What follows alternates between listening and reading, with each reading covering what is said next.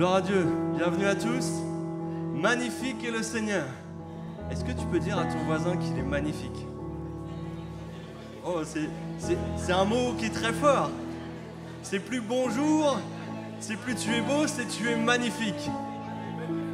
Parce que je crois que si nous avons Dieu en nous, nous avons le Saint-Esprit en nous, et ce Saint-Esprit nous fait regarder ton voisin à travers les yeux de Jésus. Gloire à Dieu. Et vous savez, ce matin, il y a moins de monde que d'habitude, et j'ai pris le temps, j'ai réussi à saluer le maximum de monde possible. Et je suis content parce que j'ai entendu beaucoup de personnes qui me disaient « Il fait beau, tout va bien, si toi tu vas bien, alors moi je vais bien. » Et ça me réjouit de savoir que le peuple est heureux ce matin. Est-ce que vous êtes heureux? Gloire à Dieu. Est-ce que le groupe de louanges est heureux ce matin de louer Dieu? Yes!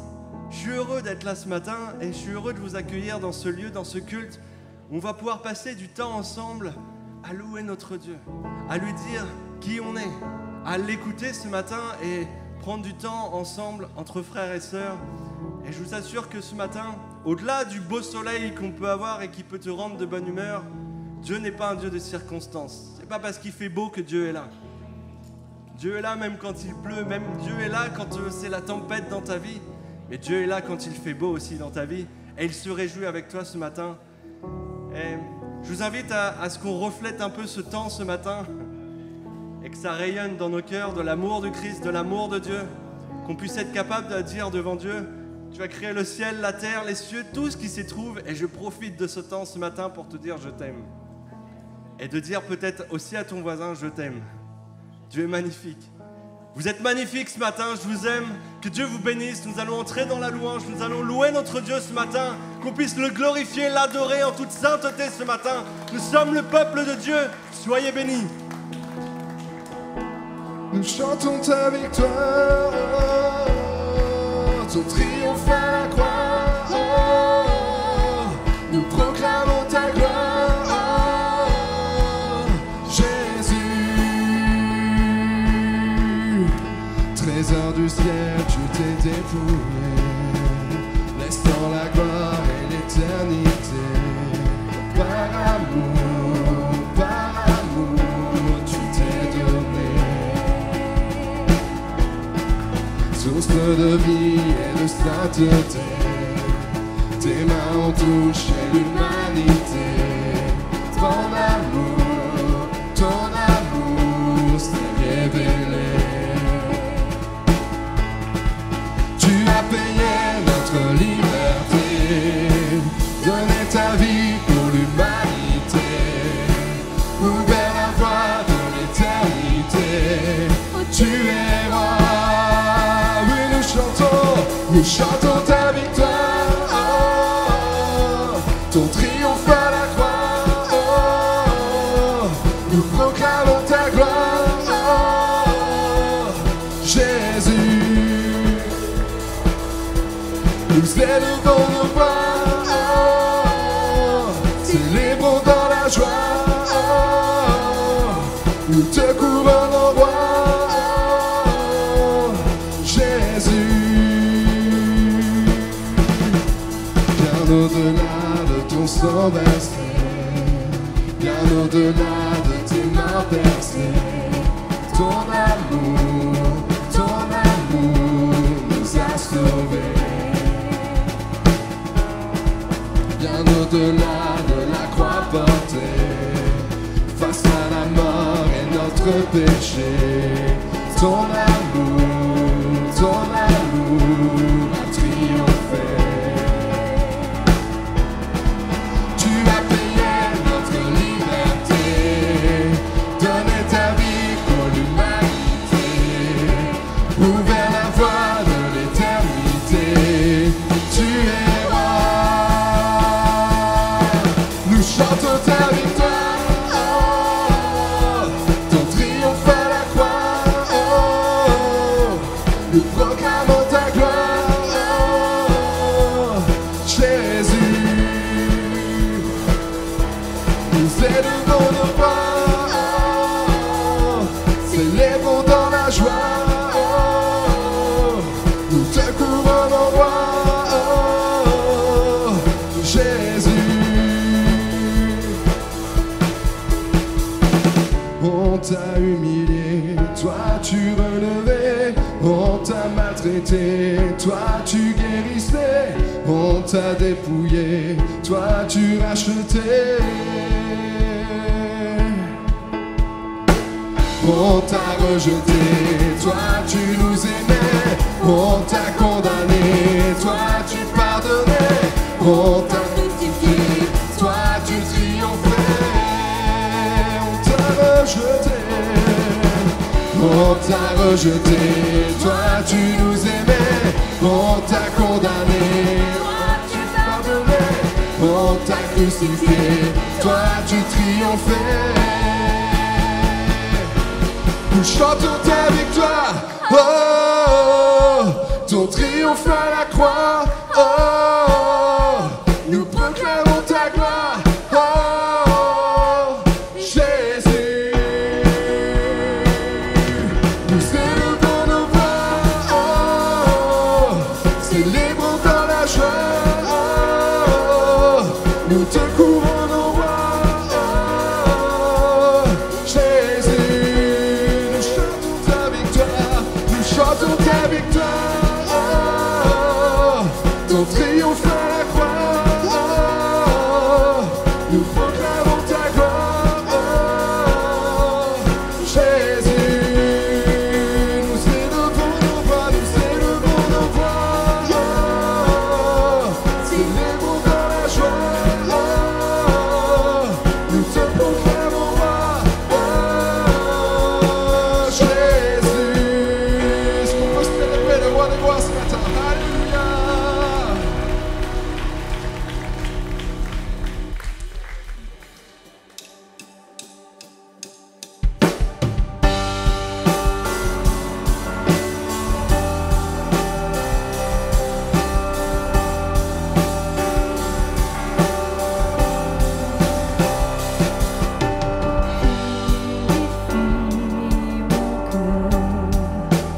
Rends-moi aussi pur que l'or et l'argent. Purifie mon cœur. Rends-moi aussi pur que l'or, feu du fondeur. Je n'ai qu'un désir,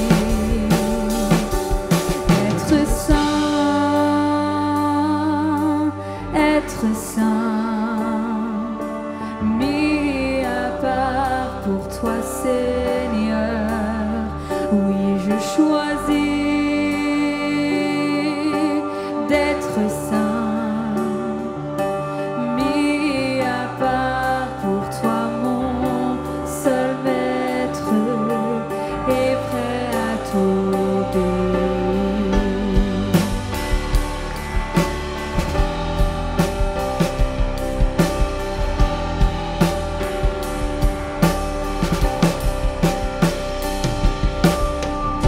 Purifie mon cœur.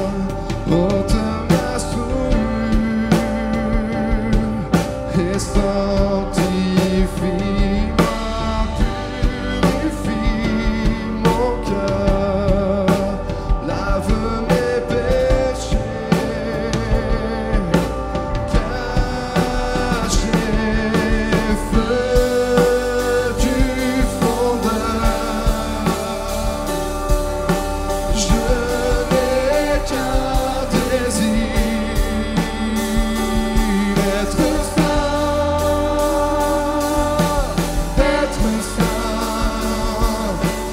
mis à part pour toi, Seigneur. Oui, je choisis d'être saint, mis à part pour toi, mon seul maître, et prêt à t'obéir.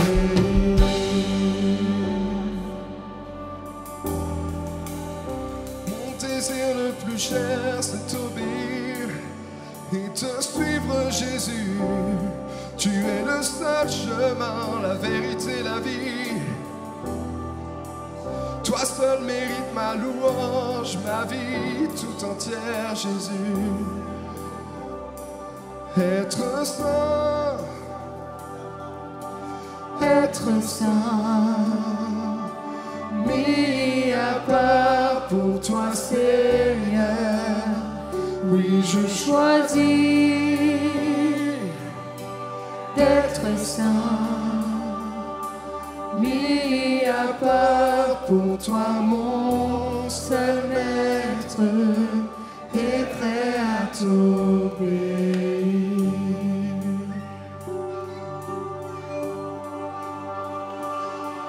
Mon âme soupire après toi, par l'élève ta voix, je veux t'obéir, je veux te servir.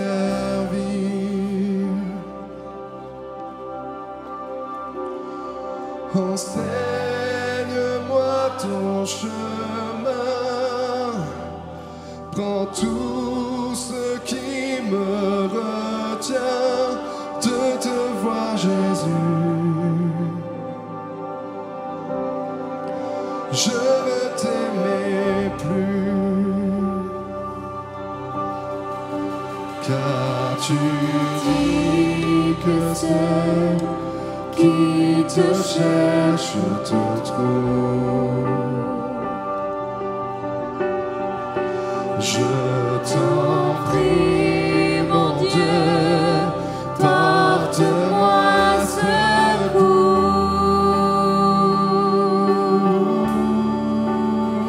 Donne-moi un cœur tout entier et complètement dévoué. Fais ce que tu veux, fais ce que tu veux de ma vie. Je veux me donner corps et âme pour ce qui fait vibrer ton cœur. Fais ce que tu veux, fais ce que tu veux pour ta gloire. Alléluia.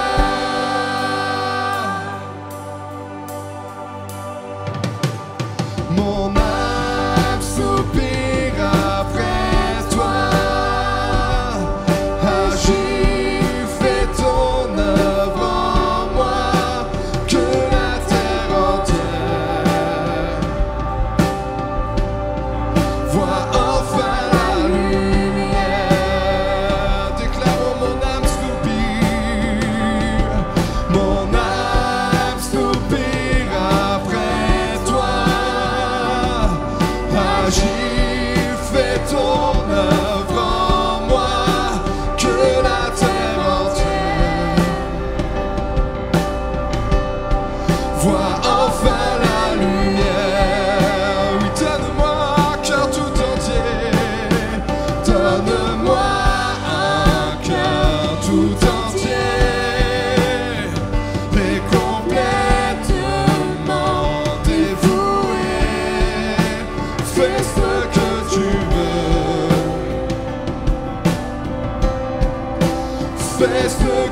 tu veux de ma vie. Je veux me donner corps et âme pour ce qui fait vibrer ton cœur. Fais ce que tu veux. Fais ce que tu veux pour ta gloire. Alléluia. Alléluia. Alléluia. Alléluia. Ton amour est fort, il brise les chaînes et terrasse la mort. Non, rien ne te freine. Tu as tout donné pour que j'aie la vie. Prends mon cœur tout entier, Seigneur, me voici. Ton amour est fort, il brise les chaînes et terrasse la mort. Non, rien ne te freine. Tu as tout donné pour que j'aie la vie. Prends mon cœur tout entier, Seigneur, me voici. Seigneur, me voici. Seigneur, me voici. Seigneur, me voici. Donne-moi, donne-moi un cœur tout entier et complètement dévoué. Fais ce que tu veux. Fais ce que tu veux de ma vie. Je veux me donner corps et âme pour ce qui fait vibrer ton cœur. Fais ce que tu veux. Fais ce que tu veux pour ta gloire. Alléluia. Alléluia. Alléluia. Alléluia. Ton amour est fort, il brise les chaînes, terrasse la mort. Non, rien ne te freine. Tu as tout donné pour que j'aie la vie. Prends mon cœur tout entier, Seigneur, me voici.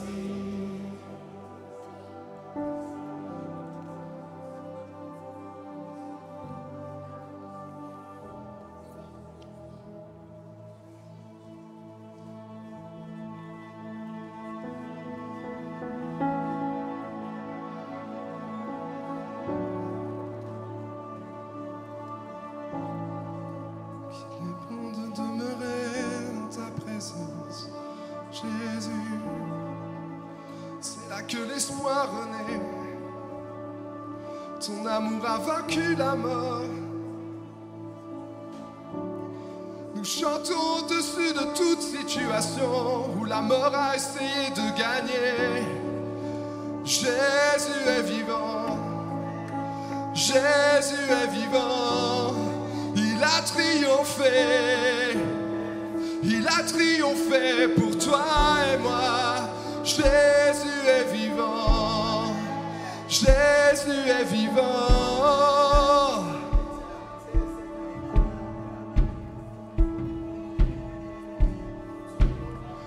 Nous verrons nous verrons la gloire de notre Dieu. Nous verrons la gloire de notre Dieu. Oh Seigneur,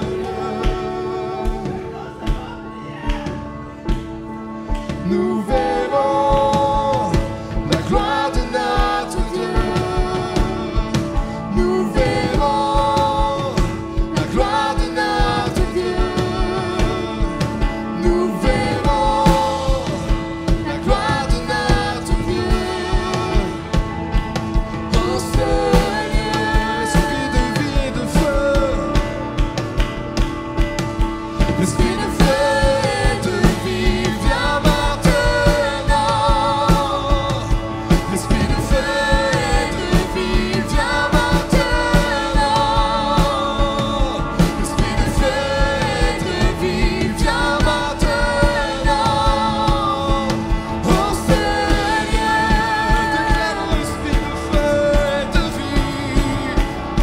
Esprit de feu et de vie, viens maintenant. Esprit de feu et de vie, viens maintenant. Esprit de feu et de vie, viens maintenant.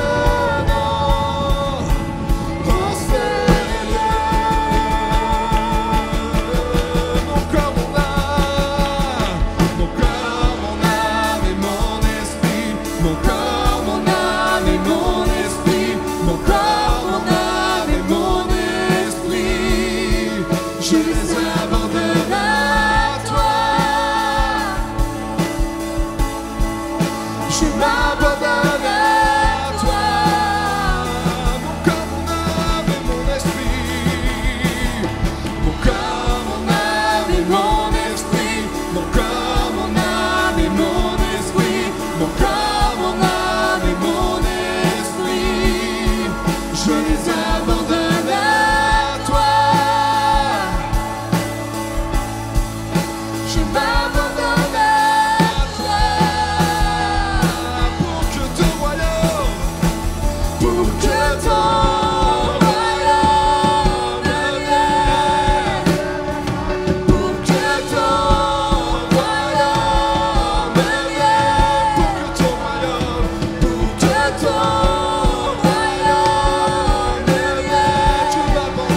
Je m'abandonne à toi pour que ton royaume vienne,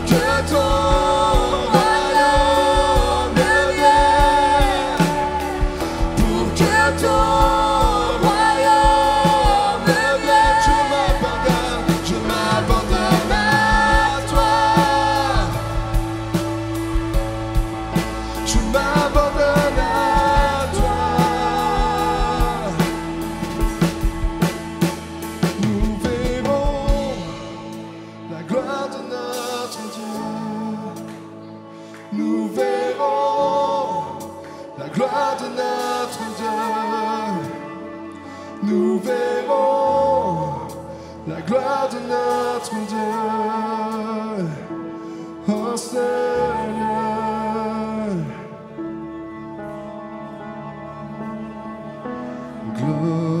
glorifie ton nom, glorifie ton nom, glorifie ton nom dans nos vies.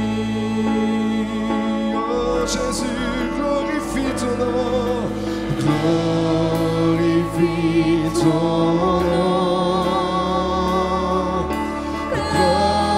glorifie ton nom, glorifie ton nom dans nos vies.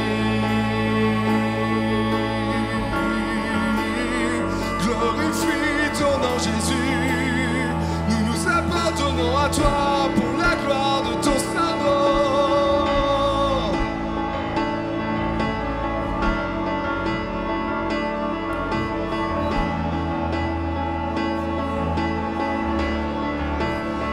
Déclarons, glorifie, glorifie ton nom. Glorifie ton nom. Glorifie ton nom dans nos vies. Déclarons, nous verrons la gloire de notre Dieu. Nous verrons la gloire de notre Dieu. Nous verrons la gloire de notre Dieu. En ce lieu, nous verrons la gloire de notre Dieu. Nous verrons la gloire de notre Dieu. Nous verrons la gloire de notre Dieu. En ce lieu.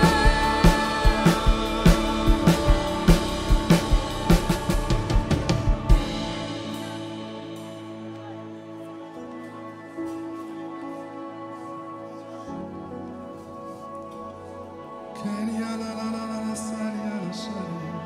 Élevons un chant nouveau dans ce lieu. Kenya la la la la la salia la chalia. Ton nom la mama mama seye. Chalia la la la kai. Ton nom la mama mama so. Chalia la la la Kenya la salia. Ton nom la mama seye. Kenya la la la so.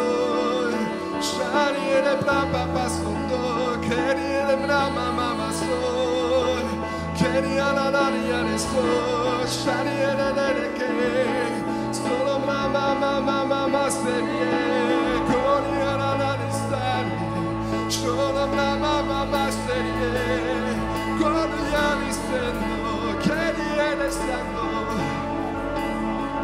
shariere mama mama sonde. Gloria la la la la la starie.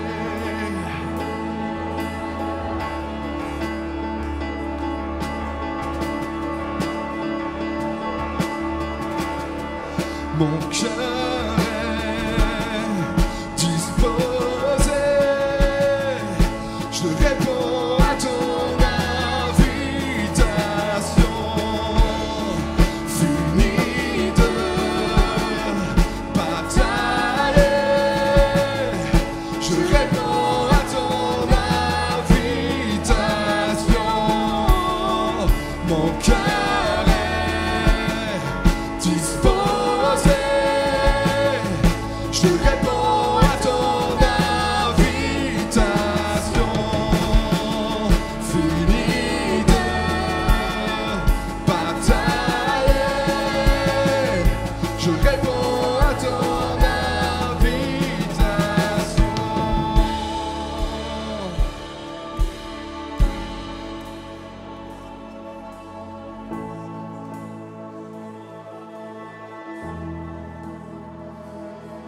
Tu renouvelles mes forces lorsque je m'abandonne à toi, je m'abandonne à toi. Tu renouvelles mes forces lorsque je m'abandonne à toi, je m'abandonne à toi. Tu renouvelles mes forces lorsque je m'abandonne à toi, je m'abandonne à toi. Tu renouvelles mes forces lorsque je m'abandonne à toi, je m'abandonne à toi.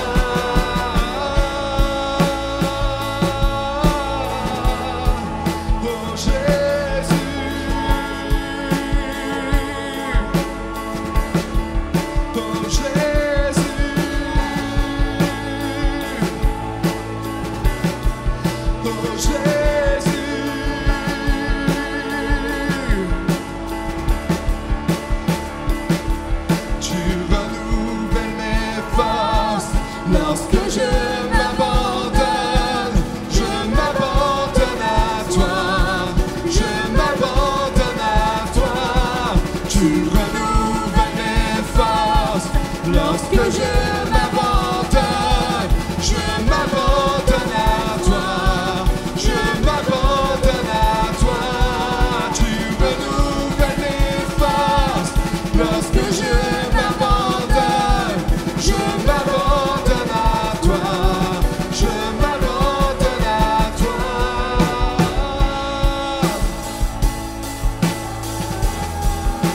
Jésus, toi seul est ma force, toi seul est ma force, oh Jésus.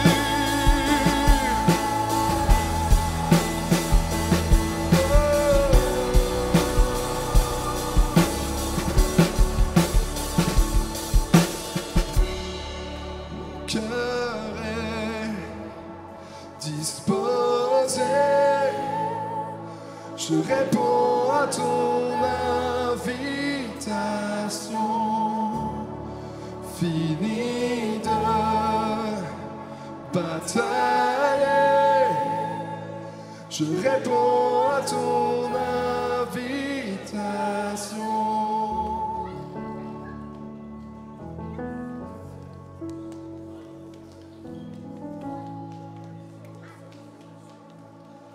Ce matin, le Père désire augmenter la foi de son peuple. Et que vos cœurs soient attentifs ce matin, parce qu'il y a le Saint-Esprit souffle un vent doux et léger pour que vous puissiez recevoir ce que le Père désire ce matin pour vous, augmenter votre foi.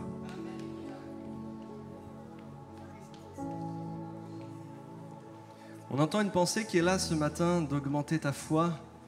Et ça va avec une autre pensée que j'ai reçue ce matin où,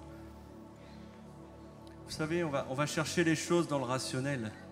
On cherche des explications sur ce qu'on vit, sur ce qu'on peut entendre. Alors on se tourne vers ce qu'on connaît. On va se tourner vers les réseaux sociaux, vers les hommes, vers tout ce qui pourrait nous faire du bien. Parfois même vers la science pour trouver des réponses. Et être assuré de ce qu'on vit. Être assuré de qui je suis. Être assuré de pourquoi je suis ici. Et plus on va chercher dans ces choses-là, plus ça va semer la confusion. Et je m'adresse à plusieurs personnes ici dans ce lieu ce matin. Augmente ta foi. Augmente ta foi ce matin. La Bible dit, heureux celui qui a cru sans avoir vu. C'est ce que Jésus disait à son disciple. Son disciple a eu besoin de toucher son côté, de toucher ses mains pour croire. Il lui a dit, tu as cru parce que tu as vu, mais heureux celui qui a cru sans avoir vu. Et ce matin, il y a une pensée qui est là, qui est forte et qui s'adresse à plusieurs personnes dans ce lieu.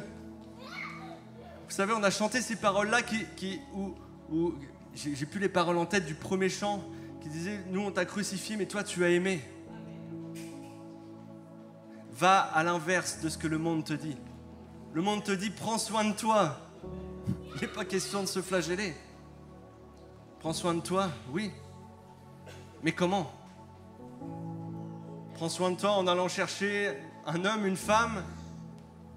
Prends soin de toi en essayant de trouver un bon travail. Prends soin de toi en essayant de passer du bon temps. Prends soin de toi en essayant de te mettre à part et en te disant, il n'y a que moi qui compte.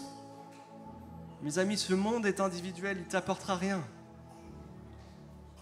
La meilleure façon de prendre soin de toi, mon ami, c'est de confier ta vie à Dieu. Et pour ça, tu as besoin de croire sans voir. C'est quand tu vas commencer à devenir, j'allais dire aveugle, parce que le monde va t'aveugler. Le monde va te dicter plein de choses qui, pendant un temps, vont te rassurer, pendant un temps, vont t'amener des réponses.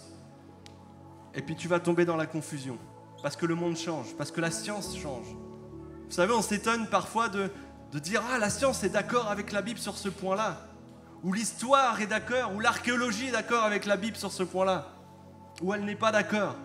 Bien sûr, on va trouver Dieu dans l'archéologie, dans la science, parce que Dieu a créé ces choses-là. Mais le cœur de l'homme est limité. Le cœur de l'homme n'est pas bon. Notre intelligence est limitée. Ce que je peux vous apporter ce matin est limité, mais la gloire de Dieu, la puissance du Saint-Esprit est illimitée ce matin. Quand Dieu te parle, il est précis. Quand Dieu te parle, il sait exactement ce dont tu as besoin. Il sait comment prendre soin de toi.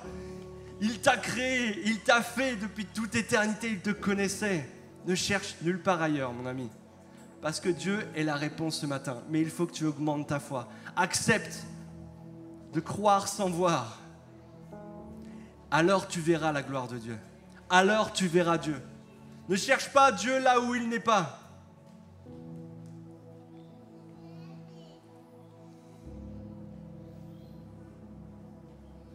Ne cherche pas Dieu là où il n'est pas. Ne cherche pas à faire venir Dieu dans ta vie. Va vers lui. Cours vers lui, fuis ce monde et va vers lui. Fuis l'intelligence, fuis la rationalité, fuis ces choses qui te disent « je sais ». La vérité, c'est qu'on ne sait rien. Si seulement je pouvais connaître tant de choses de Dieu. Je le connais parce qu'il est mon créateur. Je le connais parce que, vous savez, on a chanté ces paroles. Fais ce que tu veux de ma vie. Je les ai chantées, mais vraiment en réfléchissant. Fais ce que tu veux de ma vie. Est-ce que ce matin, tu es capable de dire « Fais ce que tu veux de ma vie, Seigneur ». Ça implique de lâcher. Ça implique de parfois fermer les yeux et dire « J'avance sans regarder, mais je sais que toi, Seigneur, tu veilles sur ma vie ». Ne va pas chercher dans ce monde. Ne va pas chercher des réponses dans la science. Elles vont t'apporter des choses inutiles. Va chercher des réponses dans la gloire de Dieu, mon ami, ce matin. Augmente ta foi ce matin, parce que Dieu est vivant. Parce que Dieu est juste. Dieu est parfait. Dieu est ce Dieu qui te connaît. On va continuer ensemble ce temps de louange. Et pendant ce temps de louange, je vais appeler à ceux qui sont préposés pour la scène, à préparer la scène, et on va prendre ce temps ensemble. Prendre ce temps ensemble en toute conscience. Vous savez, la Bible a dit « Faites ceci en mémoire de moi ». Jésus est avec ses disciples, il leur sert le vin, il leur sert le pain, et il leur dit « Faites ceci en mémoire de moi ». Car toutes les fois où vous vous rassemblez avec moi, vous proclamez la mort et la résurrection de Jésus. Et ce n'est pas seulement un souvenir. Il ne s'agit pas ici de te souvenir ce que Dieu a fait pour toi. Mais Dieu est là bien ce matin, présent dans ta vie. Il est ici et c'est maintenant qu'il veut agir. Ne laisse pas juste un souvenir dans ta vie de Dieu. J'ai une parole précise pour quelqu'un ce matin, pour une femme. Tu as connu Dieu dans ta vie. Il est presque un souvenir pour toi. Mais Dieu veut raviver cette flamme. Il veut que tu puisses te donner à lui complètement. Il ne t'a pas oublié. Lui, il était avec toi. Il a toujours été avec toi, toujours présent. Et Dieu est précis ce matin. Tu as vécu des déceptions dans le travail, des déceptions amoureuses, des déceptions peut-être même avec des enfants que tu n'as pas eus. Mais Dieu te dit, je ne t'ai pas oublié. Je suis avec toi. Et pendant qu'on va prendre ce repas de Sainte Seine, laisse Dieu parler à ton cœur. Laisse simplement Dieu murmurer à ton cœur.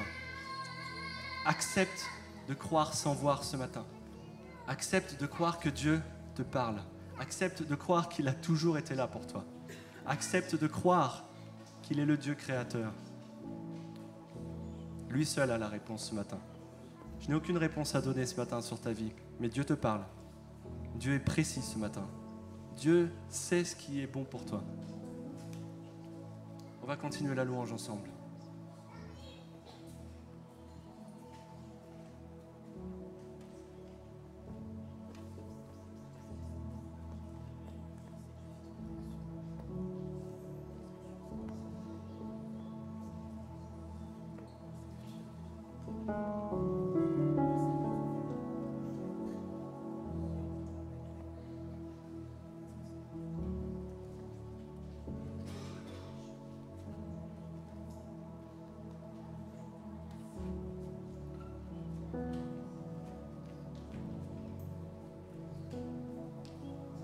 Gloire à Dieu.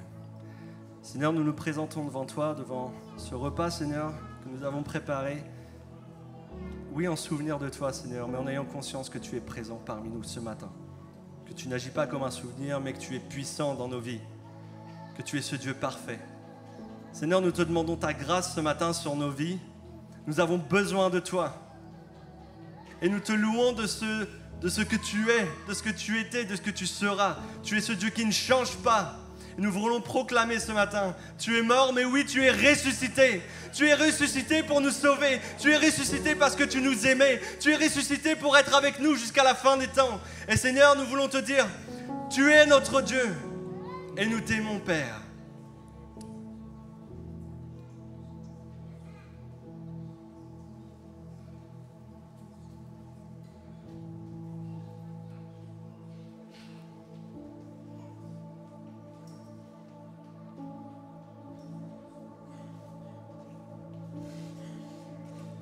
Ce matin, cette parole te parle, et si tu veux partager ce repas, ne te prive pas de ce repas. Fais-le, signifie-le en te mettant debout. Nous allons communier ensemble la gloire de Dieu. Nous allons communier ensemble que Dieu est vivant. Ne te prive pas de ce repas ce matin, parce que Dieu a une réponse à t'apporter. Ce repas est une table de bénédiction ce matin si tu acceptes que Jésus te parle, si tu acceptes Jésus dans ta vie, si tu acceptes qu'il soit le seul maître et que tu puisses tout lui donner à faire dans ta vie. Gloire à Dieu.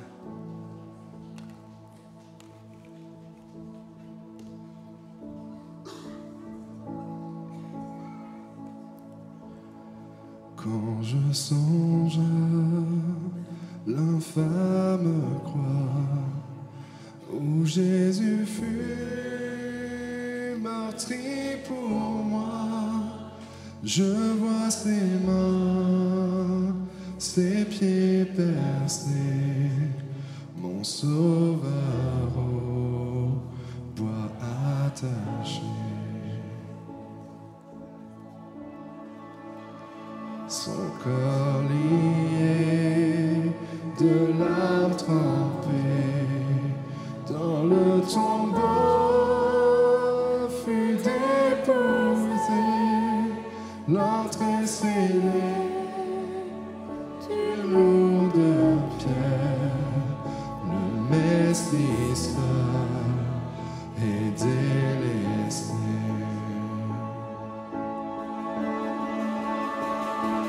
Oh, gloire au nom de notre Seigneur, gloire à son nom, à tout jamais, nous chanterons sans fin tes louanges.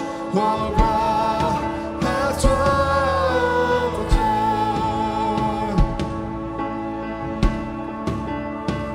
Mais au matin du troisième jour, le Fils des cieux est ressuscité.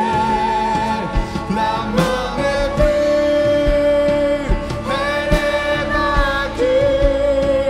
Les anges acclament Christ notre roi.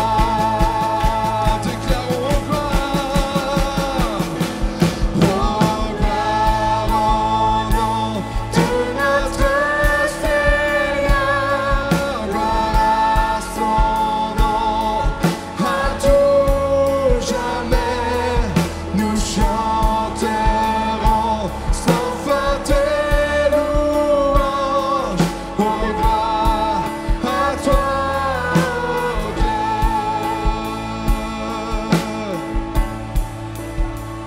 Il reviendra de blanc vêtu, percer la nuit, notre Jésus, et je serai parmi les saints, captivé par sa gloire sans fin.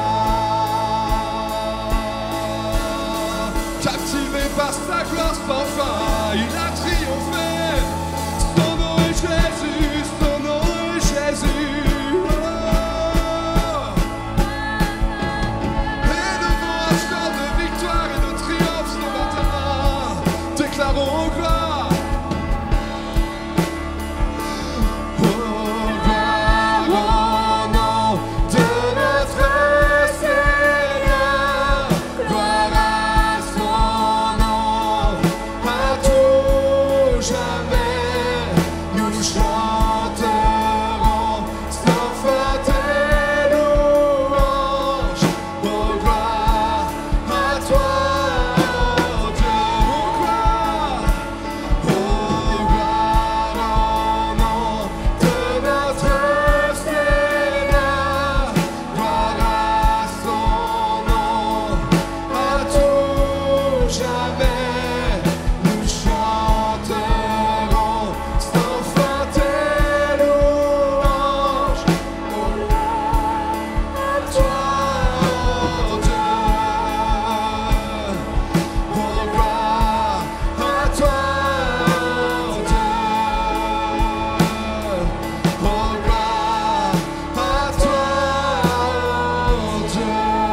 Est-ce qu'on peut applaudir et célébrer le nom de Jésus en ce lieu?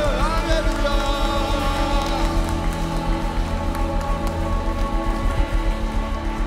Alléluia, oui tu es digne de nos louanges, oui tu es digne de nos louanges, acclamons le roi, il est digne. Oh, gloire au nom de notre Seigneur, gloire à son nom, à tout jamais, nous chanterons sans fin tes louanges. Oh, gloire à toi, oh Dieu. Oh, je t'adore.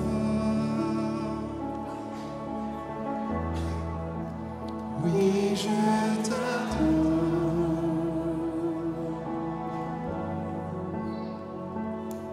Si je vis, Seigneur, c'est pour t'adorer.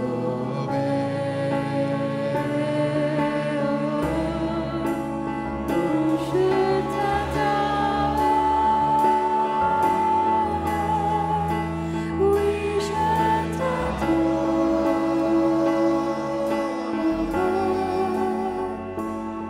Si je vis, Seigneur, C'est pour t'adorer. Oui, c'est la raison. C'est la raison pour laquelle je vis. C'est la raison pour laquelle je vis. C'est la raison pour laquelle je vis. Pour t'adorer, mon Dieu. Oui, c'est la raison. C'est la raison pour laquelle je vis. C'est la raison pour laquelle je vis. C'est la raison pour laquelle je vis. Pour t'adorer, mon Dieu. Oh, je t'adore. Oh, je t'adore. Oui, je t'adore.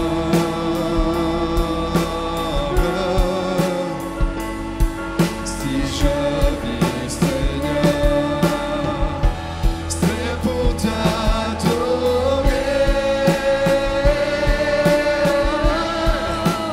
Oh, je t'adore. Oui, je t'adore.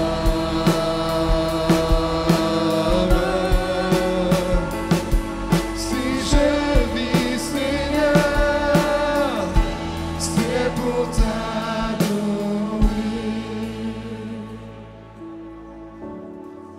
C'est pour t'adorer. C'est pour t'adorer. Car toi seul en est dit. Toi seul est dit.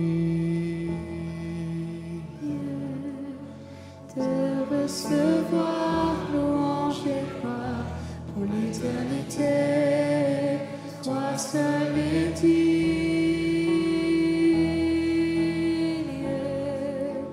de recevoir louange et gloire pour l'éternité. Toi seul est digne de recevoir louange et gloire pour l'éternité.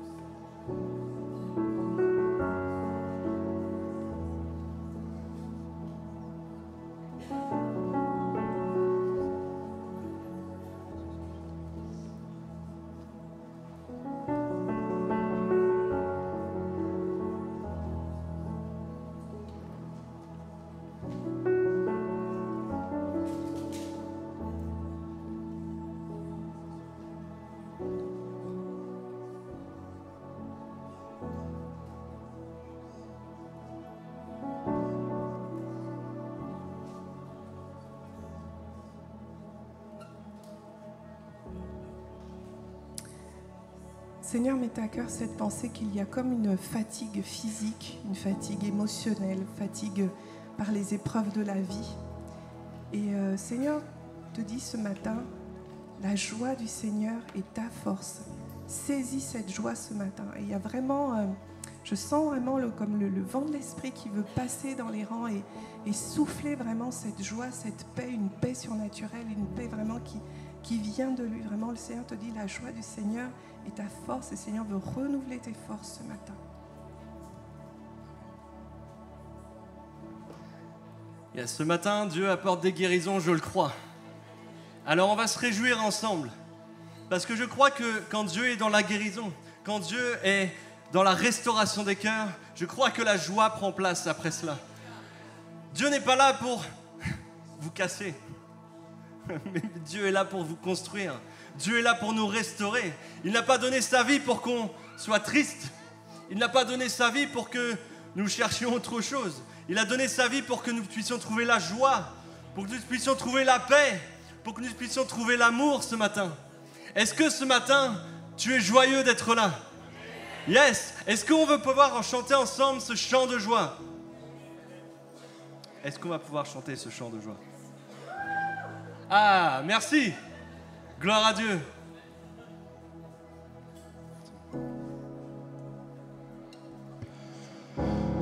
Amour parfait, tu t'es donné à la croix pour tout effacer de mes péchés. Tu t'es chargé sur le bois. Amour parfait, tu t'es donné à la croix pour tout effacer de mes péchés. Tu t'es chargé sur le bois. C'est par ta grâce seule que je suis pardonné. C'est par ta grâce seule que tu m'as racheté. Oh, merci pour la croix, ton amour pour moi. Ta grâce ne faillit pas. Rien ne pouvait me justifier. Ton pardon est immérité. Tous mes efforts ne suffiraient à me sauver. C'est par ta grâce seule que je suis pardonné. C'est par ta grâce seule que tu m'as racheté. Oh, oh. Merci pour la croix, ton amour pour moi. Oh, oh. Ta grâce ne faillit pas. Oh, oh. Merci pour la croix, ton amour pour moi. Oh, oh. Ta grâce ne faillit pas.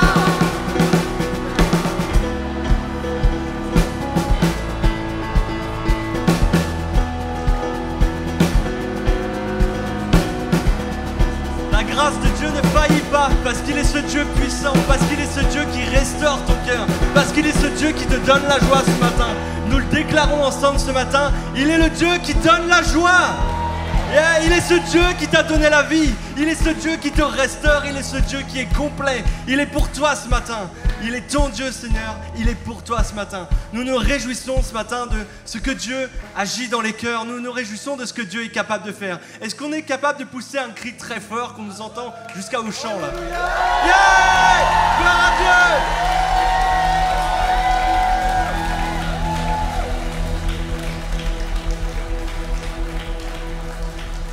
Amen.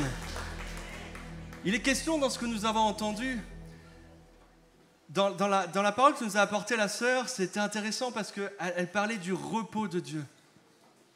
Le repos de Dieu, il ne s'agit pas de s'endormir dans un coin et puis de dormir. Non, le repos de Dieu, il est dans la restauration de ton cœur. Parce que tu vas sentir cette joie, cette paix, cet amour venir. Et c'est ça le repos. Le repos, c'est je ne suis plus accablé. Le repos, c'est je sais que Dieu m'aime. Le repos, c'est que je sais que je ne crains rien parce qu'il est avec moi. Ça, c'est ton Dieu. Et c'est ton Dieu ce matin qui te parle. Soyez bénis. Je vais accueillir Sandra pour les annonces. C'est ça, Sandra, oui. Elle est où, Sandra? Elle est là.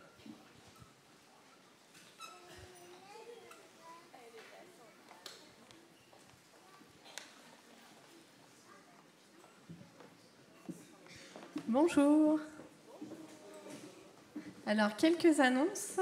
Mardi 15 juillet, ça sera notre dernière rencontre de louange et intercession. On vous a parlé il y a peu de temps de DMCM, donc Donne-moi cette montagne. Le voyage missionnaire de DMCM à Madagascar en avril 2026 s'organise déjà. Afin de bénéficier des billets d'avion au tarif le moins coûteux, c'est en ce moment qu'il est avantageux de réserver le billet d'avion.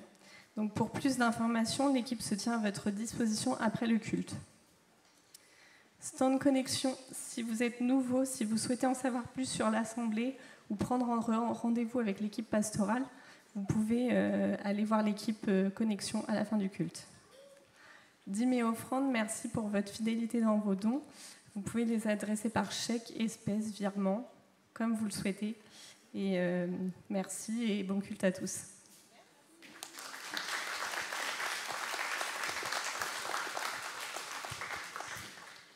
Merci Sandra pour les annonces. On va accueillir notre frère Eric. Il a été enlevé, le frère? Il est où? Ah, il est là-bas, pardon. Notre frère Eric qui va nous apporter la parole et le conseil de Dieu ce matin. Alors, vous savez, des fois je me dis les cultes se suivent et se ressemblent. Vous n'êtes pas d'accord avec moi? Ouais, ben c'est bien. Je vois Marie jouer. Non.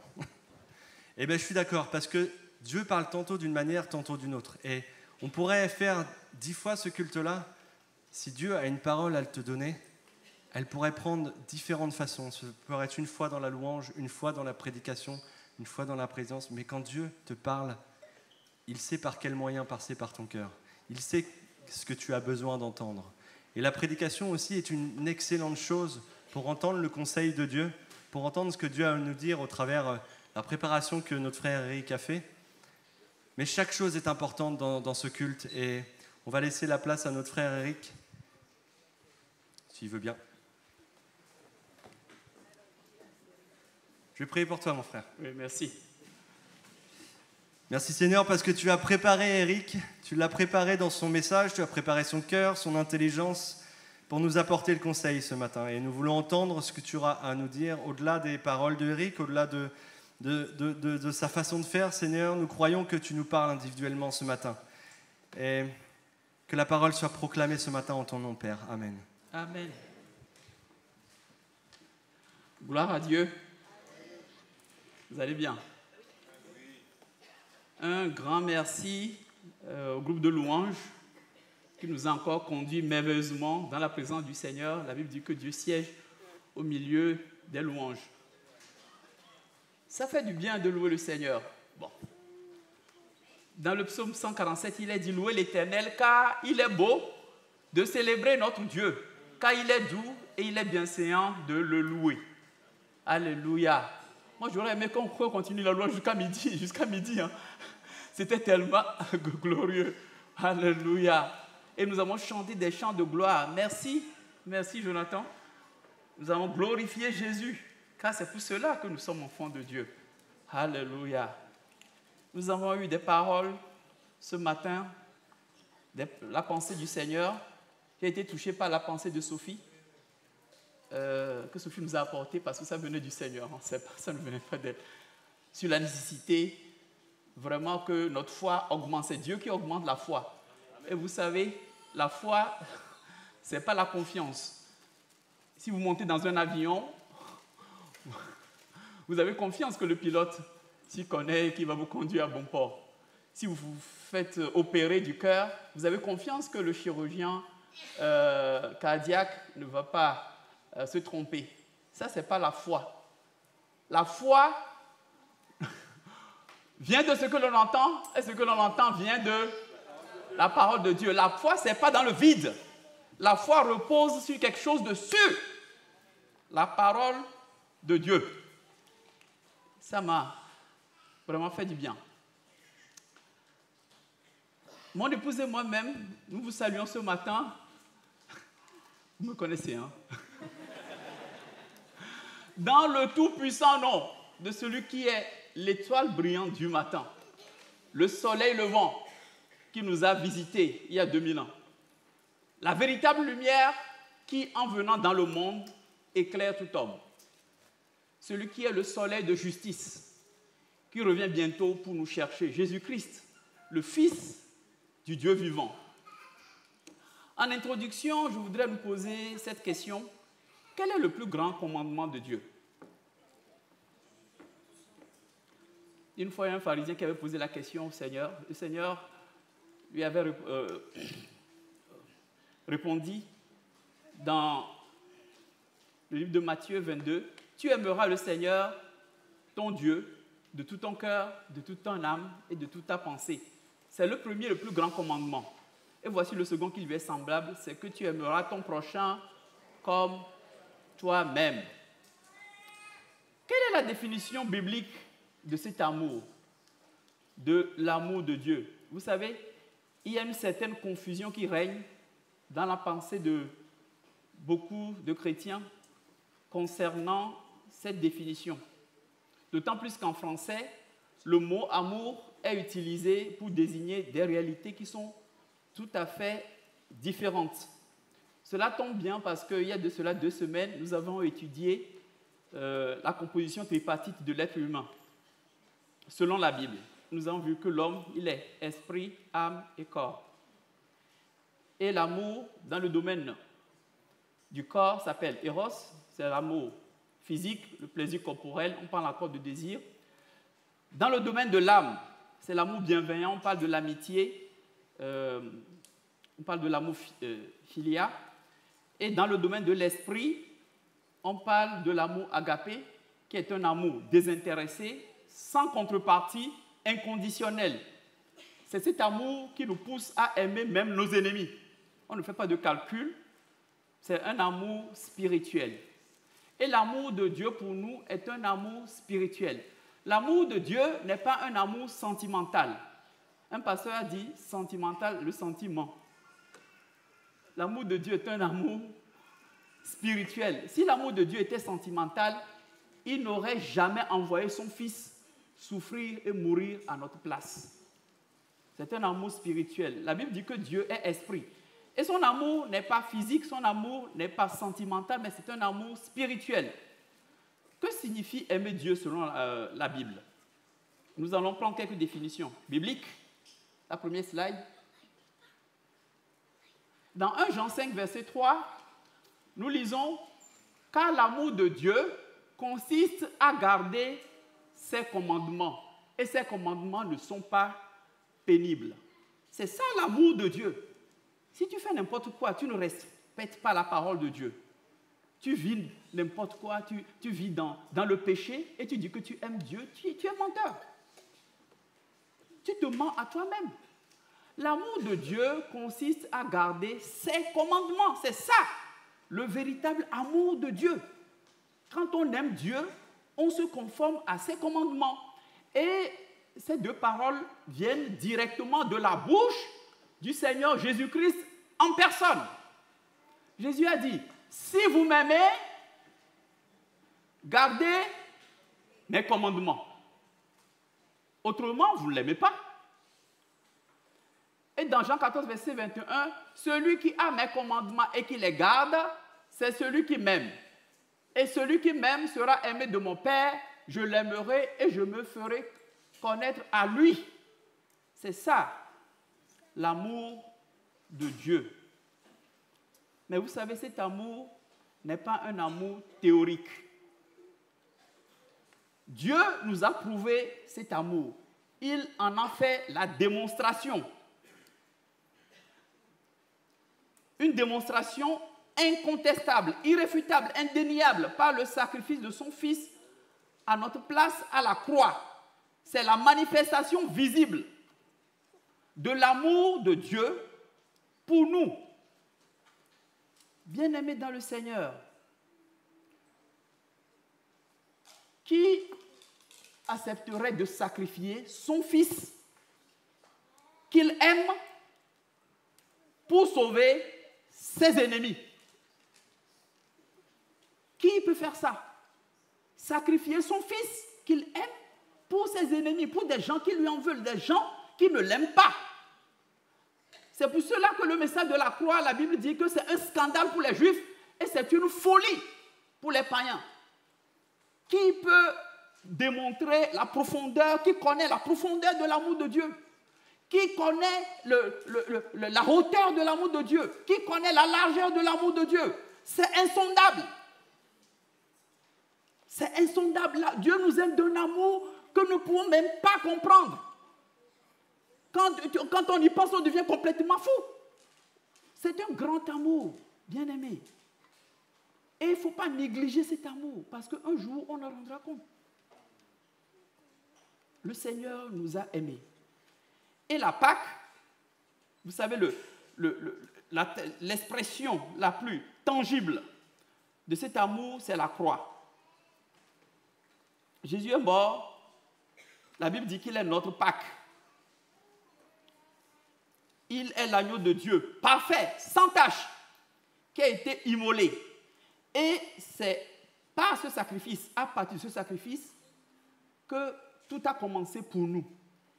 Sans ce sacrifice, nous ne serions jamais sortis de l'Égypte, qui est une figure de ce monde esclavagiste dans lequel nous vivons. Tout a commencé par la Pâque. Et l'objectif final terrestre de Dieu pour les Israélites au temps de Moïse, ce n'était pas simplement qu'ils sortent de l'Égypte. Ce n'était pas l'objectif terrestre final, mais c'était qu'Israël s'installe dans la terre promise. Fin décembre dernier, j'avais apporté un message sur les 7 fêtes de l'Éternel. Et dans ce message, on avait commencé par la Pâque, la Pentecôte, malheureusement, l'enregistrement avait été effacé. On ne l'a pas. Et quand vous considérez ces fêtes, vous verrez que tout a commencé par la Pâque. Et la dernière fête, c'est la fête des tabernacles. C'est la grande fête. C'est-à-dire, c'est la joie. Nous allons tabernacler avec Dieu. Ça veut dire que nous serons avec Dieu. Dieu sera tout en tous. Et l'objectif de Dieu pour nous, c'est que nous soyons avec lui pour l'éternité, dans la félicité, dans la joie éternelle. Le but, ce n'est pas seulement que nous sortions du monde. Bien-aimés, la Bible nous apprend que Israël, du fait de sa désobéissance, avait erré 40 ans dans le désert. 40, c'est le nombre qui symbolise l'épreuve. C'est un nombre symbolique de l'épreuve. Le déluge a duré 40 jours. Saül et son armée avaient tremblé devant Goliath pendant 40 jours. Moïse, Jésus, Élie ont jeûné pendant 40 jours. C'est un temps d'épreuve. 40 est symbolique d'un temps d'épreuve. Les Israélites ont erré dans le désert. Et pendant 40 ans, ils ont marché. Il n'y avait pas de bus à l'époque. Il n'y avait pas d'avion. Il n'y avait pas de jet privé. Et pendant 40 ans, à cause de leur désobéissance, ils ont marché. Mais, ils n'avaient pas marché tous les jours. Ce n'était pas une marche non-stop. Il y avait des temps de repos. Quand vous lisez la parole de Dieu, vous allez voir que Dieu leur accordait de temps en temps du repos. Et le peuple marchait au rythme de la nuée et de la colonne de feu. Ce n'est pas Moïse qui commandait, qui guidait les choses, c'est Dieu lui-même. Quand la nuée monte, quand la nuée se met en marche, le peuple se met en marche. Quand la nuée s'arrête, le peuple s'arrête. C'est une image de la direction du Saint-Esprit. Bien aimés, nous devons suivre la direction du Saint-Esprit. Et Dieu avait imposé même un repos obligatoire. un repos ordonné par Dieu à Moïse. Et le Seigneur ne rigolait pas avec ce repos. Ce repos faisait partie des 10 commandements que nous connaissons sous le nom de Shabbat. Dieu ne rigole pas avec le repos. Et comme les Israélites, nous avons vu que nous aussi nous sommes sortis de l'Égypte, nous sommes en route vers le royaume éternel de Dieu. Nous avions vu fin avril dernier que nous avons traversé le Jourdain. Jésus a été baptisé dans le Jourdain, c'est lui qui nous a ouvert le Jourdain pour que nous puissions passer. La dernière fois, nous étions passés par Jéricho. Le Seigneur nous a appris le maniement de l'épée de l'Esprit, qui est sa parole de Dieu. Et nous continuons notre chemin vers le royaume éternel de notre Seigneur Jésus-Christ. Mes frères et sœurs, nous avons encore du chemin devant nous. Nous ne sommes pas encore arrivés. Nous avons encore du chemin. L'apôtre Paul, qui a écrit la moitié du Nouveau Testament, qui a fait des missions extraordinaires dans toute l'Asie, il est venu même jusqu'à Rome. Lui qui a été au 3e ciel et qui a entendu des paroles ineffables. Il dira aux Philippiens, ce n'est pas que j'ai déjà remporté le prix ou que j'ai déjà atteint la perfection, mais je cours pour tâcher de le saisir, puisque moi aussi j'ai été saisi par Jésus-Christ. Frère, je ne pense pas l'avoir saisi. Je cours vers le but pour remporter le prix de la vocation céleste de Dieu en Jésus-Christ. Bien-aimés, personne ici n'est encore arrivé.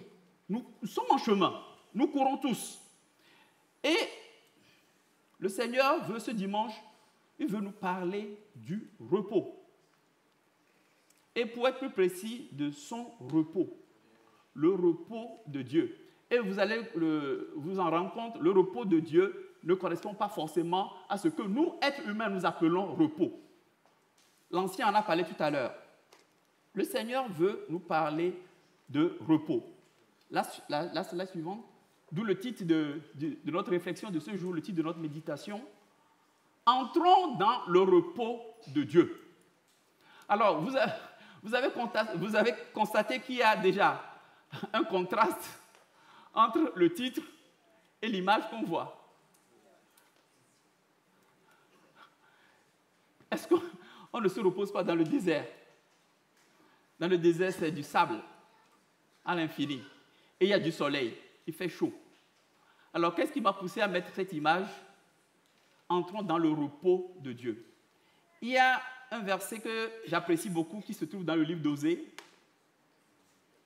Dieu dit, c'est pourquoi voici, je veux l'attirer et la conduire.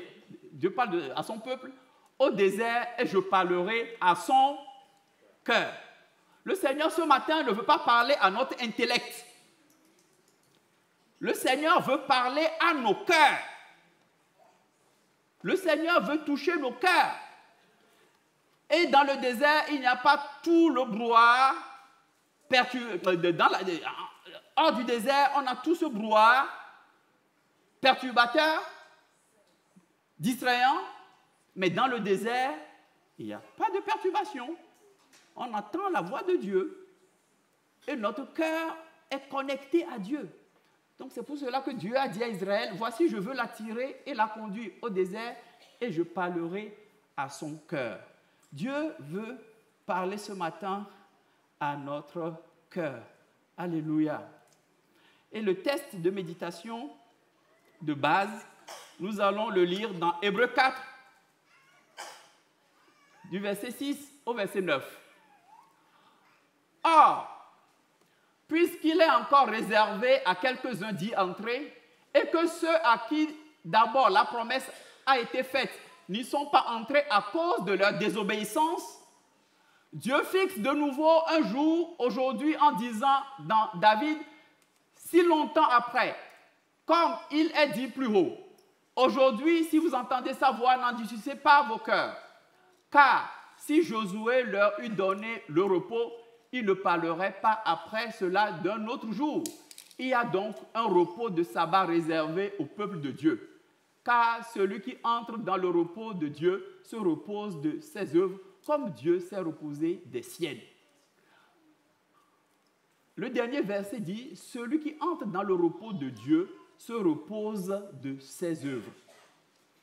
Donc, on parle des œuvres que nous devons accomplir avant de rentrer dans le repos de Dieu. Bien-aimés dans le Seigneur, quelle est la définition, enfin, disons, les définitions bibliques du repos? Le repos, ça peut signifier une cessation d'activité, l'état de celui qui a terminé un travail. Donc, il est dans le repos. Le repos peut également signifier dans la Bible l'état de celui qui est mort et qui ne prend plus part aux souffrances que nous avons sur la terre. Chers frères et sœurs, nous lisons la slide suivante. Dans Apocalypse 14, verset 13, « Puis j'ai entendu du ciel une voix qui disait, « Écris, heureux les morts qui meurent dans le Seigneur, et ce dès maintenant. Oui, dit l'Esprit. Ainsi, ils se reposent de leurs travaux, mais leurs œuvres les suivent.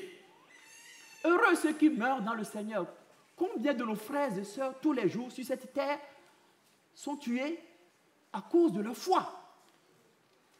À cause de leur foi. Bien-aimés, dans ma dernière prédication, je nous avais exhorté à prier pour l'Église persécutée. À prier. Je ne sais pas si vous l'avez fait, mais nous sommes un seul corps. C'est une seule entité. C'est Jésus-Christ la tête. Nous sommes le corps du Christ. Mais si de prier pour les frères qui sont persécutés, qui sont tués. Regardez ce jeune pasteur.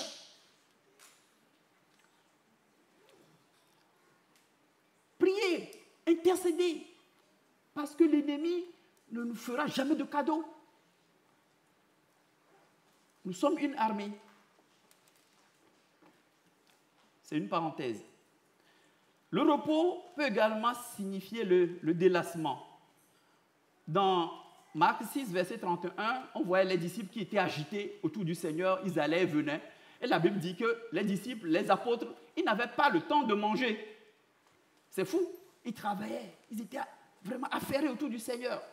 Et dans Marc 6, verset 31, Jésus leur dit, « Venez à l'écart dans un endroit désert et reposez-vous un peu. » Jésus a dit aux apôtres, « Mais c'est bon, vous n'avez même pas mangé, vous bossez sans cesse. Mettez-vous à l'écart et reposez-vous un peu. » C'est un repos physique. Il faut se reposer. Le repos également peut signifier une cessation de guerre. La Bible dit que Dieu avait accordé des temps de repos à Israël, des temps de repos de tous côtés. On trouve cela à plusieurs reprises dans le livre des Juges. 40 ans de repos au temps de Othniel, 40 ans de repos au temps de Déborah, bien sûr, après des victoires d'Israël, 80 ans de repos au temps du juge Éhud. Donc il y a des temps de repos.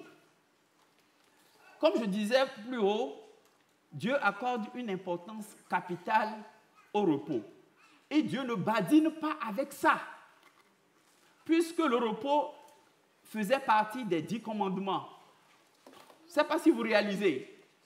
La sécurité sociale dit, tous les Français, dimanche, vous ne travaillez pas, vous êtes payés gratuitement. Et c'est une obligation. C'est un arrêt de travail national remboursé. Israël était obligé. Et si quelqu'un transgressait ce commandement, c'est la mort. Il y avait quelqu'un qui était parti couper du bois, on l'a attrapé, la sanction c'est la mort. Quelqu'un dira, Dieu, oula, dans l'Ancien Testament il est sévère. Et dans le Nouveau Testament, il est bon, il est doux. Non, c'est le même Dieu. Dieu n'a pas changé. Il a dit dans Malachie, je ne change pas. Il est le même hier, aujourd'hui et éternellement. Ce n'est pas un Dieu qui était sévère. L'apôtre Paul dit, considère la bonté et la sévérité de Dieu. C'est le même Dieu. Frères et sœurs, entrez dans le royaume de Dieu. Entrez dans le repos de Dieu. Je disais tout à l'heure que le Seigneur accorde une importance capitale au repos. Même la terre était obligée de jouir d'un repos. Dans Exode 20, la Bible, le Seigneur a dit aux Israélites, pendant 6 années vous travaillerez et pendant le 7e année vous laisserez la terre se reposer. Vous savez, Dieu il n'est pas dans l'écologie punitive. Mais Dieu est un Dieu vraiment de sagesse. Le travail, bien aimé, je disais tout à l'heure que celui qui entre dans le repos de Dieu a fini avec ses œuvres. Et le travail, mes frères et sœurs, en soi n'est pas une malédiction. Tous ceux qui connaissent la Bible peuvent témoigner que Dieu avait demandé à Adam et Ève de garder le jardin, de cultiver le jardin. Il n'y avait pas encore du péché. Il n'y avait pas encore de mort. Mais le travail, c'est une bénédiction. La malédiction qui découle de la désobéissance explique la pénibilité du travail. Et lorsque Adam et Ève ont péché contre Dieu, Dieu a dit dans Genèse 3, versets 17 à 19, Dieu dit à l'homme, puisque tu as écouté la voix de ta femme et que tu as mangé de l'arbre au sujet duquel je t'avais donné cet ordre, tu n'en mangeras point, le sol sera maudit à cause de toi. C'est à force de peine que tu en tireras ta nourriture tous les jours de ta vie. Il te produira des épines et des ronces et tu mangeras de l'herbe des champs. C'est à la sueur de ton visage que tu mangeras du pain jusqu'à ce que tu retournes dans la terre d'où tu as été pris. Là, on a la pénibilité du travail qui découle de la désobéissance de l'homme. Parce que je suis convaincu que dans l'éternité, nous n'allons pas rester les bras croisés. Nous allons travailler. Parce que le travail, c'est vraiment une bénédiction. Et si quelqu'un ne travaille pas, Paul dira dans 2 Thessaloniciens 3, verset 10, si quelqu'un ne travaille pas, qu'il ne mange pas non plus. Ah oui, le travail, c'est très important. Mais les jeunes, vous devez prendre au sérieux votre avenir, vos études. Parce qu'un jour, si vous voulez avoir un métier et vous marier, avoir une vie familiale, vous devez travailler dur. Sinon, avec quoi vous allez nourrir votre femme? On ne vit pas d'amour et d'eau fraîche. Vous devez prendre votre vie au sérieux. Être sérieux dans vos études. Parce que si vous ne travaillez pas, vous ne pouvez pas subvenir aux besoins de votre famille. Nous devons travailler parce que c'est important pour également pourvoir aux besoins de l'Église. Comment ce joli lieu de culte serait construit si on ne l'avait pas financé? Comment serons-nous ici si nous ne travaillons pas? Ce n'est pas possible. C'est important devant le Seigneur que nous travaillions, que nous ne soyons pas dans l'oisiveté. C'est très important. Ce n'est pas des choses négligeables devant le Seigneur. Et le Seigneur n'approuve pas la paresse. Dans le livre de Proverbes, il y a plusieurs proverbes qui montrent que Dieu n'approuve pas la paresse. Proverbe 13, verset 4, le paresseux a des désirs qu'il ne peut satisfaire, tandis que les personnes actives sont comblées. Bien-aimés, nous devons travailler. Ce n'est pas une malédiction, c'est au contraire une bénédiction. Et là, je suis en train de parler du travail séculier. Nous devons également, bien-aimés dans le Seigneur, travailler pour le royaume de Dieu. Jésus dira dans Jean 6, verset 27, « Travaillez non pour la nourriture périssable, mais pour celle qui subsiste pour la vie éternelle, celle que le Fils de l'homme vous donnera, car c'est lui que le Père, Dieu lui-même, a marqué de son empreinte. Travaillez pour la nourriture qui subsiste pour la vie éternelle. » Nous devons, bien aimer, travailler pour l'œuvre du Seigneur. C'est très important. Si l'apôtre Paul n'avait pas dans un petit verset glissé ces quelques mots, Luc, le médecin, vous salue, personne ne saura que Luc était un médecin. Aucun être humain ne le saura. Parce que cet homme qui a écrit le livre de Luc, le livre des Actes, qui était avec l'apôtre Paul dans les missions, parce qu'il disait nous, il était toujours avec l'apôtre Paul. Avec lui, il travaillait avec lui. Beaucoup de gens l'ont abandonné. Mais lui, Luc, le médecin, vous salue. Il travaillait, il avait son métier, mais il servait le Seigneur. Le travail, ce n'est pas une excuse pour ne pas servir le Seigneur. Bien-aimés, nous devons servir Dieu, c'est très important. Si nous sommes là ce matin, c'est parce que beaucoup ont travaillé. Il y a nos frères qui nous ont guidés sur le parking, il y a nos sœurs qui s'occupent du café, il y a la sono, il y a des gens qui ont fait le ménage, il y a l'équipe pastorale qui a travaillé, il y a nos frères du groupe de louanges qui nous ont guidés, et tout le monde, comme j'ai l'habitude de le dire, dans la maison de Dieu, il ne doit pas avoir de pôle emploi.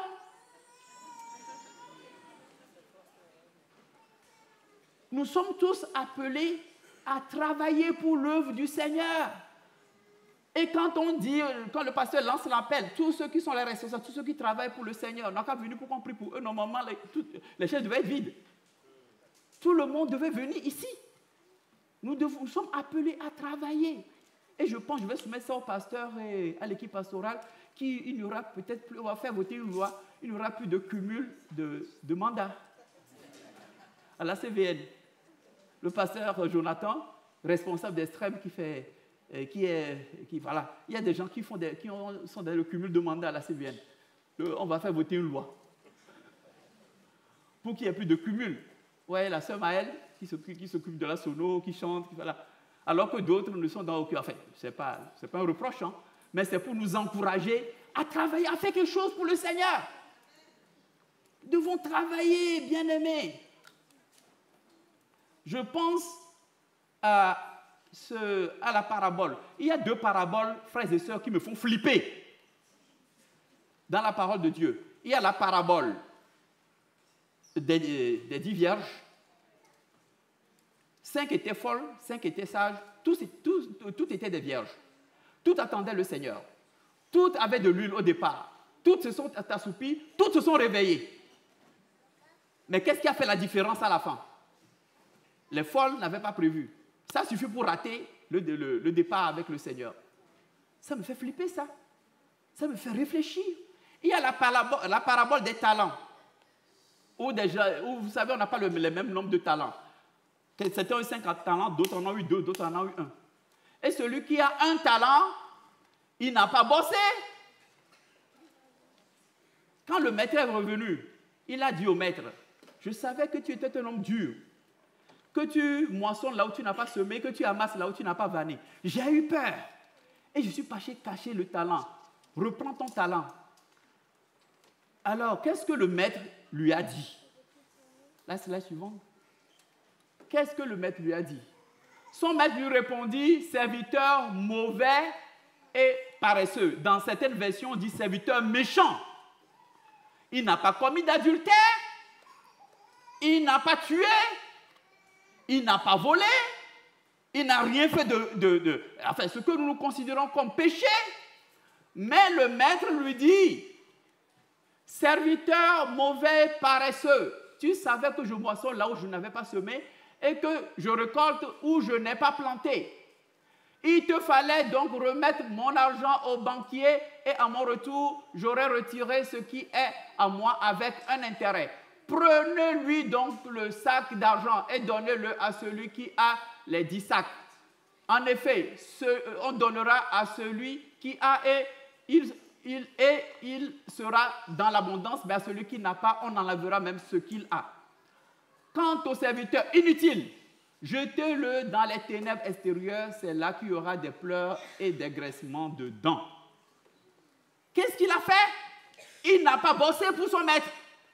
Il est resté là, à ne rien faire. Seigneur, je te redonne ton talent. Ça, ce n'est pas une vie chrétienne authentique. La vie chrétienne authentique, c'est une vie de service à la gloire de notre Seigneur. Alléluia. Bien-aimés, la Bible nous apprend que Dieu rémunérera ceux qui le servent. Notre Dieu est un Dieu juste. Il n'oublie pas tout ce que vous faites pour l'avancement de son œuvre. Nous lisons la slide suivante.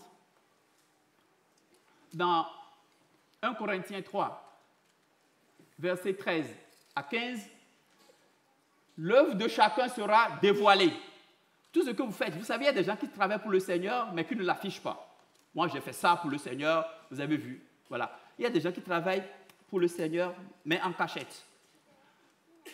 L'œuvre de chacun sera dévoilée. Le jour du jugement la fera connaître, car elle se révélera dans le feu et l'épreuve du feu indiquera ce que vaut l'œuvre de chacun. Si l'œuvre que quelqu'un a construite sur le fondement subsiste, il recevra une récompense. Si son œuvre brûle, il perdra sa récompense, lui-même sera sauvé, mais comme au travers d'un feu. Lui-même, il sera sauvé, mais il aura zéro récompense. Bien aimé, il y a des gens qui disent « Oh, moi, je vais faire comme le brigand sur la croix. » Et qui a cru au Seigneur. À la dernière seconde, je me convertis et je vais rentrer dans le royaume. Oui, c'est bien, c'est gentil. Sauf que le gars, il n'a rien fait. Qu'est-ce qu'il aura comme récompense? Travaillons pour le Seigneur. Et dans Apocalypse 22, verset 12, « Voici, je viens bientôt, et ma rétribution est avec moi, pour rendre à chacun selon ce qu'est son œuvre. » Nous sommes appelés à travailler pour le Seigneur. Vous savez, au début de cette méditation, nous avons parlé de repos. Donc, il y a le travail séculier, il y a le travail pour le Seigneur, pour le royaume. Quelqu'un me posera la question, mais dans tout ça, où est le repos? On ira se reposer au ciel ou quoi? Qu'est-ce que tu racontes là? Dans tout ce que tu as dit, tu n'as pas parlé de repos. Il faut travailler pour le Seigneur, il faut travailler pour le Seigneur. Bien-aimés, quand on médite un peu le sens de la vie humaine, on se rend compte que tous les humains ici-bas sont soumis, dès leur naissance jusqu'à leur mort, à une agitation. Nous avons une vie agitée. Mais quel est le repos dans ce monde ici-bas? Job dira dans Job 1, verset 14, « L'homme né de la femme, sa vie est courte, sans cesse agitée. » Nous avons une vie agitée et les chrétiens ne sont pas épargnés. Les chrétiens, les serviteurs de Dieu ne sont pas épargnés. L'apôtre Paul dira dans 2 Corinthiens 5, verset 7, « Car depuis mon arrivée en Macédoine, notre chair n'eut aucun repos. » Paul dit, « Je n'ai pas eu de repos. Nous sommes affligés de toutes parts. Lutte au dehors, crainte au dedans. » Au dehors, c'est la lutte. Au dedans, c'est la crainte. On est agité tout le temps. Mais où est le repos? Est-ce que nous avons un repos ici-bas? Chers frères et sœurs, est-ce qu'il existe un repos ici-bas? Bien sûr, si. Il y a un repos. Il y a un repos dans le Seigneur. Un repos qui est un repos intérieur. Un repos qui survient miraculeusement lorsque Jésus-Christ vient habiter dans nos cœurs. On parle du repos de l'âme. Tous ceux qui ont accepté Jésus-Christ comme leur Seigneur, leur Sauveur, sont dans le repos du Seigneur. Peut-être nos corps sont agités, fatigués, mais notre âme repose à l'ombre du Tout-Puissant. Notre âme est dans le repos. Et ce repos, c'est le Seigneur Jésus-Christ qui nous le donne. Que signifie ce repos? C'est la jouissance de la communion avec Dieu. C'est ça le vrai repos. Et ça commence dès maintenant. Le jour où vous avez accepté Jésus-Christ comme Seigneur et Sauveur, vous êtes dans le repos de Dieu. Jésus dira, « Venez à moi, vous tous qui êtes fatigués, vous connaissez bien ce verset, et chargés, et je vous donnerai du repos. » De quel repos il parle? Du repos physique? Mais non, du repos de l'âme. Prenez mon joug sur vous et recevez mes instructions, car je suis doux et humble de cœur, et vous trouverez du repos pour vos âmes. Du repos pour vos âmes. C'est un repos intérieur qui commence aujourd'hui et maintenant pour tous ceux qui ont accepté Jésus-Christ comme leur Seigneur et leur Sauveur. Car mon joug est doux et mon fardeau léger. Bien-aimés dans le Seigneur, c'est un repos intérieur. Dans Jérémie 6, verset 16, l'Éternel dit, « Placez-vous sur les chemins, regardez et demandez quels sont les anciens sentiers, quelle est la bonne voie? Mais il n'y a qu'une seule bonne voie. Il n'y a qu'un seul chemin. Marchez-y et vous trouverez le repos de vos âmes. Mais ils répondirent, nous n'y marcherons pas. Frères et sœurs, que personne ici à la CVN ne dise à Dieu, non, nous n'y marcherons pas. Nous marcherons sur la bonne voie. Et la bonne voie s'appelle Jésus-Christ. C'est lui la bonne voie, frères et sœurs. Alléluia. Frères et sœurs, ce repos qui est intérieur, que beaucoup de gens ne voient pas avec les yeux physiques, un jour deviendra total. Total, c'est-à-dire nous serons débarrassés de ce corps de souffrance, de ce corps de péché, de ce corps de désobéissance, de ce corps qui nous attire tout le temps vers le bas. L'Esprit du Seigneur nous attire vers le haut. Et c'est la lutte, et c'est la confrontation perpétuelle entre l'Esprit de Dieu qui habite en nous, qui veut nous tirer vers le haut, et notre corps de mort, notre corps de désobéissance, notre corps de péché qui nous attire vers le bas. Mais un jour viendra où nous rentrerons dans le repos, le vrai repos. Et là, ce ne sera plus intérieur. À quelle occasion? La slide suivante. L'apôtre Paul écrivait aux Thessaloniciens dans 2 Thessaloniciens 1, verset 6 à 8, version Louis II. Il est en effet, il est juste aux yeux de Dieu de rendre la souffrance à ceux qui nous font souffrir. Cela est juste de rendre la souffrance à ceux qui aujourd'hui nous font souffrir. Mais c'est Dieu, ce n'est pas nous qui le faisons. Et de vous donner à vous qui souffrez du repos avec nous lorsque le Seigneur Jésus apparaîtra du ciel avec les anges. Là, nous serons transmutés. Le corps de corruption va revêtir l'incorruptibilité. Il n'y aura plus cette pesanteur qui nous tire vers le péché. Jésus va transformer nos corps de souffrance, nos corps de péché, nos corps de désobéissance, en nous donnant un corps de gloire. Le repos avec nous lorsque le Seigneur Jésus apparaîtra du ciel avec les anges de sa puissance au milieu d'une flamme de feu pour punir ceux qui ne connaissent pas Dieu et ceux qui n'obéissent pas à l'évangile de notre Seigneur Jésus-Christ. Ça, c'est la réalité. Quand le Seigneur Jésus-Christ apparaîtra pour enlever l'Église, nous serons transmutés et là, nous entrerons véritablement dans le repos puisque nous n'aurons plus ça. Alléluia. En conclusion, chers frères et sœurs, nous avons vu que Dieu nous invite à entrer dans son repos. Les Israélites, pendant 40 ans, ne sont pas arrivés à entrer dans la terre promise. Et si nous lisons Hébreux 3, nous voyons pourquoi, à cause de leur désobéissance. Et Hébreux 3 est très clair. La cause, ce que Dieu appelle la désobéissance, c'est leur incrédulité. Ils étaient plus de 600 000 à sortir de l'Égypte. Mais combien sont rentrés dans la terre promise? Qu'est-ce qui leur est arrivé? Ils ont été désobéissants, rebelles, et ils sont tous morts dans le désert. Donc venir à l'église, c'est bien. Écouter les bonnes prédications, c'est bien. Toutes ces choses, c'est bien. Mais quand on n'obéit pas au Seigneur, on ressemble aux Israélites qui avaient péri dans le désert. Il faut obéir à la parole de Dieu. Sinon, on vient, on participe au culte, on chante, on fait toutes ces choses. Mais on n'est pas agréable à Dieu. Le Saint-Esprit dit qu'ils ne furent pas agréables à Dieu à cause de leur désobéissance, de leur incrédulité. On peut venir dans la maison de Dieu, mais rester incrédule jusqu'à la fin. Nous sommes appelés à entrer la volonté de Dieu.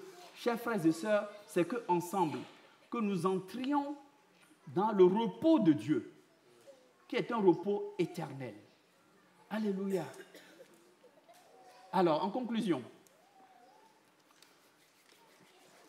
pour démontrer l'évidence de la résurrection, l'apôtre Paul a consacré tout un chapitre dans la première épître aux Corinthiens, et au verset 58, chapitre 15, au verset 58, Paul dira: ainsi, mes frères et sœurs bien-aimés, soyez fermes, inébranlables, Travaillez de mieux en mieux à l'œuvre du Seigneur, sachant que votre travail n'est pas sans résultat dans le Seigneur. Dans une autre version, votre travail ne sera pas vain dans le Seigneur.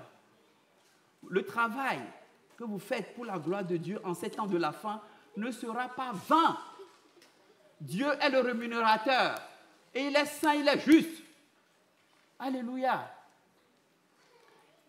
Et dans Hébreux 4, verset 11, nous lisons « Efforçons-nous donc d'entrer dans ce repos. » Il y a un effort, bien-aimé. Jésus est mort, c'est vrai. Le salut est gratuit, c'est vrai. Nous sommes sauvés par la foi et non pas les œuvres, c'est vrai. Mais sans les œuvres de la foi, notre foi elle est morte. Il y a un effort. Il ne faut pas dire Jésus est mort, donc c'est bon, c'est plié. J'ai mon passeport pour le ciel, j'ai mon visa, c'est terminé.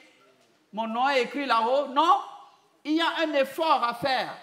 Efforcez-vous donc d'entrer dans ce repos afin que personne ne tombe en donnant le même exemple de désobéissance comme les Israélites. Nous ne devons pas les imiter. Nous devons vraiment chercher, faire nos efforts, compter sur le Seigneur pour pouvoir entrer dans le repos de Dieu. Alléluia. Et tout ce que je viens de vous dire n'est pas possible, frères et sœurs, sans l'assistance du Saint-Esprit.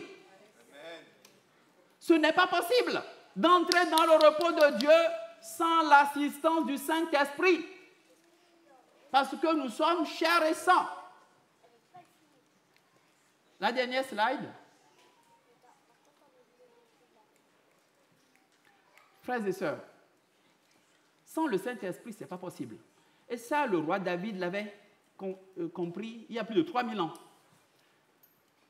Il dira dans le psaume 55, verset 6, « Oh, je dis oh, si j'avais les ailes de la colombe, je m'envolerai et je trouverai le repos. » La colombe symbolise qui?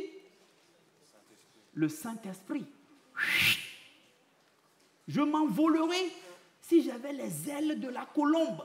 C'est grâce à la colombe que nous allons partir. C'est le Saint-Esprit qui nous enlèvera un jour. Si j'avais les ailes de la colombe, je m'envolerai et je trouverai le repos.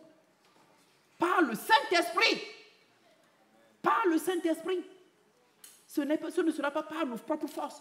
Nous nous envolerons sur les ailes de la colombe. Ne l'oublions jamais. Et le dernier verset dans mon livre préféré, Ésaïe. Comme à un troupeau qui gagne la vallée, l'Esprit de l'Éternel leur a accordé le repos. C'est Dieu qui nous donne le repos par Jésus-Christ, son Fils. Et ce repos s'accomplit par le Saint-Esprit. Bien-aimés, c'est la synergie fonctionnelle dont je vous ai parlé. Il y a 2 semaines, de Genèse à Apocalypse, Dieu fait tout par son Fils, qui est son image, qui est sa parole, qui est son bras exécuteur, et opère tout par la puissance du Saint-Esprit. Et nous devons dépendre du Saint-Esprit en ces temps de la fin. Dépendre de la parole et dépendre du Saint-Esprit. Si évidemment nous voulons rentrer dans le repos du Seigneur. Gloire à Dieu. Que le Seigneur nous aide. Nous allons prier. Parce que Jésus a dit, si vous connaissez toutes ces choses, vous êtes heureux, pourvu que vous les mettiez en pratique. Les connaître, c'est une chose, les mettre en pratique, c'est aussi une autre chose. Nous allons demander, nous allons prier ensemble, demander l'aide du Seigneur, que le Seigneur Jésus nous aide. Jésus a dit, beaucoup chercheront à entrer dans le royaume, mais ils n'y parviendront pas. Que nous ne soyons pas de ceux qui n'y arriveront pas. Nous allons prier, demander la grâce du Seigneur pour pouvoir entrer dans le repos de Dieu. Prions le Seigneur. Alléluia. Seigneur Jésus, gloire à ton nom. Merci pour ta parole. Nous avons besoin de toi, de ton soutien, de ton esprit, Seigneur. Nous voulons tous entrer dans le royaume, entrer dans ton repos. Seigneur, tu es fidèle, tu es bon, tu es au milieu de nous. Seigneur, merci de nous aider. Merci de nous accorder la force, Seigneur, de continuer le bon combat de la foi, de dépendre de ton esprit. Seigneur, d'obéir à ta parole. Seigneur, pour que le jour où tu apparaîtras glorieux au milieu de nous, pour que nous puissions, Seigneur, notre Dieu, entrer dans ton repos. Ton repos est parfait. Seigneur, nous te disons merci. Merci pour tout ce que tu nous as enseigné ce matin. Que toute la gloire, la louange, la magnificence, l'honneur, la splendeur te soient donnée dès maintenant et pour l'éternité. Sois glorifié, Seigneur, jusqu'aux extrémités de la terre. À toi la gloire. Au nom de Jésus-Christ, notre Sauveur, nous avons prié. Amen. On applaudit quand même pour le Seigneur.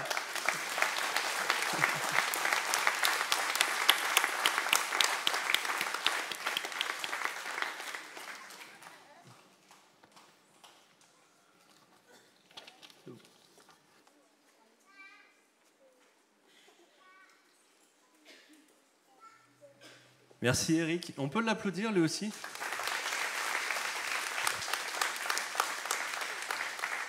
Notre frère a travaillé et a travaillé aussi pour nous, pour que nous puissions entendre cette parole ce matin. Et ce qui est bien dans la parole de mon frère, c'est qu'il parle du travail séculier, il parle du travail dans l'Église, et il ne sépare pas ces choses-là.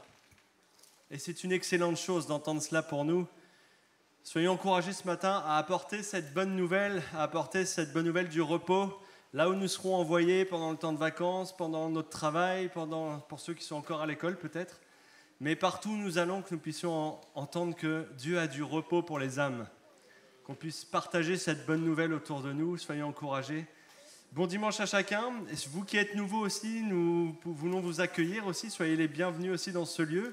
Il y a le centre de connexion qui est à votre disposition au fond, si vous voulez en savoir plus sur l'Église, si vous voulez prendre rendez-vous peut-être avec l'équipe pastorale ou en connaître plus sur les activités de l'Église. Et si vous êtes juste de passage dans ce lieu pour les vacances, que Dieu vous bénisse. Nous avons été heureux de vous accueillir dans ce lieu. Vous n'êtes pas là par hasard. Dieu vous aime. Soyez bénis. Amen. Et à mardi.